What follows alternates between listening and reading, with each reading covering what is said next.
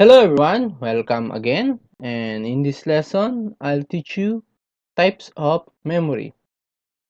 There are two types of memory: long-term memory or LTM and short-term memory as STM. A long-term memory is a memory that can store intelligence for a long period of time.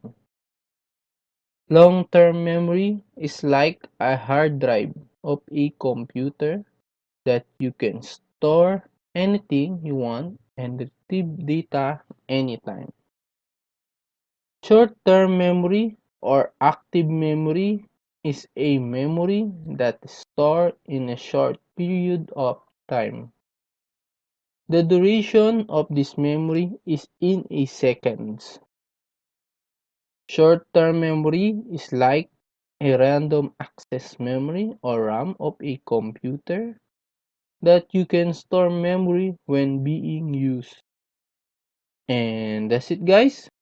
That is two types of memory. And then see you guys in my next lesson. Thank you.